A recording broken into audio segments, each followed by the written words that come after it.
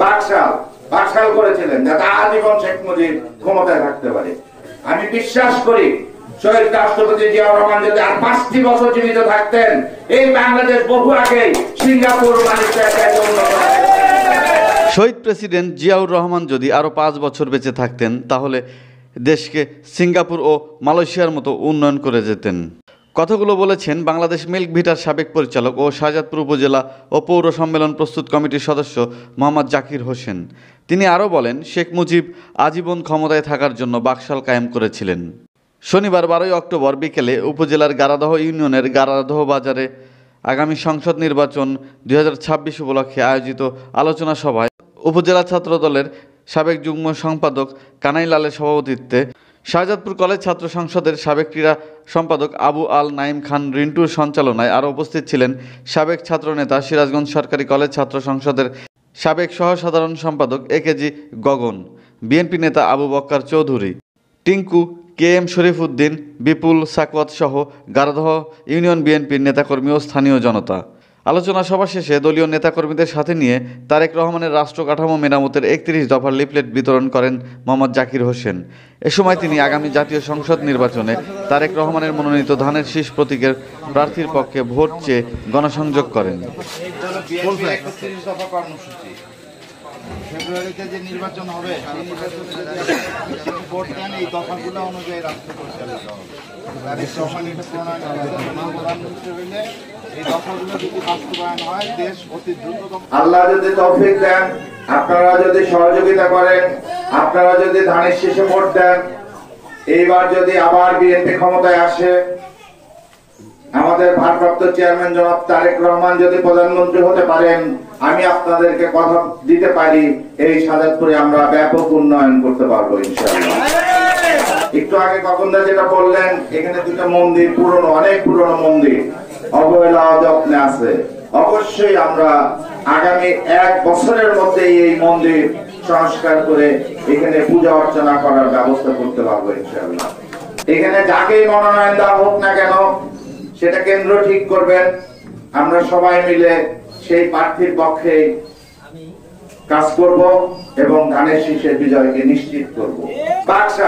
বাকশাল করেছিলেন যাতে আজীবন শেখ মুজিব ক্ষমতায় থাকতে পারে। কিন্তু গণতন্ত্রের নিয়ম কি? গণতন্ত্রের নিয়ম হইল মানুষ ভোট দিয়ে যাকে পছন্দ তাকে ক্ষমতায় পাঠাবে। ক্ষমতায় যাবেন, ভুল করবেন, আবার মানুষ 5 বছর পরে ভোট দিয়ে আপনার ক্ষমতা থেকে সরায় আবার পছন্দের লোককে ভোট দিবে।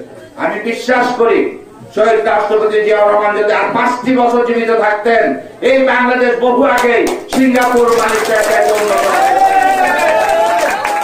কিন্তু আমাদের পার্শ্ববর্তী দেশ সহ আন্তর্জাতিক সম্প্রদায় জিয়াউর রহমানের সেই রাষ্ট্র নিয়ে যে চিন্তা চেতনা, তার সততা, স্বার্থ নিয়ে ভাবনা, তার যে আন্তর্জাতিক পরিমণ্ডলে ভূমিকা সহ্য করতে পারে নাই। তারা ষড়যন্ত্র করে মাত্র 3.5 বছরের মাথায় জিয়াউর রহমানকে ওই চট্টগ্রাম সার্কিট হাউসে রাতের অন্ধকারে হত্যা করা হলো। আর এই সন্তান তারেক রহমান, তাকে নিয়ে অনেক অপপ্রচার করা হয়েছে বিগত দিনে, তার বক্তব্য প্রচার করতে দেওয়া হয় নাই। তবে গত 24 জুলাই আগস্টে এদেশে ছাত্র জনতার গণ অভ্যুত্থানের মাধ্যমে ওই স্বৈরাচার দেশ ছেড়ে পালাতে বাধ্য হয়েছে। তিনি দেশ স্বৈরাচারী কাজে দেশ চালাচ্ছিলেন, জোর করে ভোট, আমি ভোট, রাতের অন্ধকারের ভোট, বিনা ভোট, ভোটের আগে বিএনপি সহ বিরোধী দলের সব নেতাদেরকে জেলে পোড়া, সকলের নামে মামলা। কোনদিন কি আমরা শুনেছি বিরোধী দলের মহাসচিবের নামে মামলা হয়? কিন্তু আমাদের একজন সজ্জন মহাসচিব মির্জা ফখরুল ইসলাম আলমগীর, ওনার মুখে কোনদিন কোন বাজে কথা শুনছেন? ভদ্র সজ্জন, তার নামে 100-র উপরে মামলা, তাকে বারবার জেলে যেতে হয়েছে। অর্থাৎ গণতন্ত্রের 12টা বাজিয়ে দিয়েছে, কোন সম্মান শ্রদ্ধাবোধ ছিল না। যাই হোক, সেই অবস্থা থেকে আমরা গণতন্ত্রের পথে উত্তরণ করতে চাই এদেশকে। আর এইটার জন্যই আমাদের তারেক রহমানের হাতকে শক্তিশালী করা দরকার।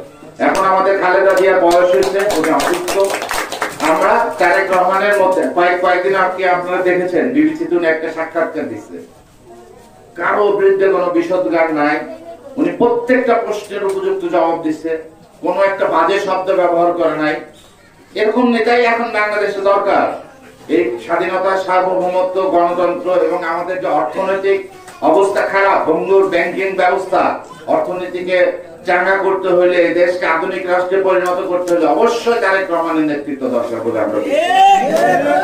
আর তা করতে হলে তারেক রহমান যাকে মনোনয়ন দিয়ে এখানে পাঠাবেন তাকেই ধানের শীষে ভোট দিয়ে আমরা তারেক রহমানের হাতকে শক্তিশালী করতে পারি এবং গণতন্ত্র প্রাতিষ্ঠানিক রূপ পাবে, দেশের স্বৈরাচার হবে না। এবং দেখেন, উনি কিন্তু অনেক আগেই বলেছেন একজন ব্যক্তি দুইবারের বেশি প্রধানমন্ত্রী থাকতে পারবেন না। অর্থাৎ উনি যদি প্রধানমন্ত্রী হন, উনি পরপর দুইবার, দ্বিতীয় মেয়াদে আবার ইলেকশন করে যদি জনগণ যদি চায়, যদি প্রধানমন্ত্রী তৃতীয়বার উনি প্রধানমন্ত্রী হবেন, অন্য কেউ হবে। চিন্তা ভাবনার মানুষকেই তো আমাদের দরকার রাষ্ট্রের জন্য, নাকি? ওকে কিস্তি খেউর করা, অপরকে গালিগালাজ করা, সবসময় আজে বাজে কথা বলা, লুটপাট করে বিদেশে টাকা পাচার করা, ছেলেকে খ্রিস্টান মেয়ের সাথে বিয়ে দেওয়া, মেয়ের কোনো খবর, সবাই লুটপাটকারী। গত সরকার তো আওয়ামী লীগের সরকার ছিল না, ওটা ছিল গোপালগঞ্জের সরকার। আপনারা যদি একটু চিন্তা ভাবনা করে দেখেন, ওটা ছিল গোপালগঞ্জের সরকার, ওটা ছিল শেখ হাসিনার পরিবারের সরকার। একটা পরিবারে 63 জন মানুষ ছিল যারা রাষ্ট্রের বিভিন্ন ক্ষমতায় ছিল। এই যে একটা ছোট্ট প্রতিষ্ঠান মিলভিটা বাংলাদেশের প্রেক্ষাপটে, আমাদের জন্য তো খুব গুরুত্বপূর্ণ মিলভিটা, সেখানে আমরা দুধ দিয়ে আমাদের কৃষক সমাজ বাঁচে, সেই মিলভিটাতে ওনার এক চাচাকে চেয়ারম্যান করতে হয়েছে এবং প্রতিষ্ঠানটা ধ্বংস করে দিয়েছে। আমি একসময় মিলভিটার ডিরেক্টর ছিলাম, গভর্নমেন্ট অ্যাপয়েন্টেড ডিরেক্টর ছিলাম বিএনপি ক্ষমতায় থাকার সময়। তখন আমরা প্রতিদিন এই বাগাবাড়িতে দুধ কালেকশন করতাম 2.25 লাখ লিটার থেকে 1.5 লাখ লিটার। এখন এখানে দুধ কালেকশন হয় কত? মাঝখানে তো 30,000-এর নিচে নেমে গেছে।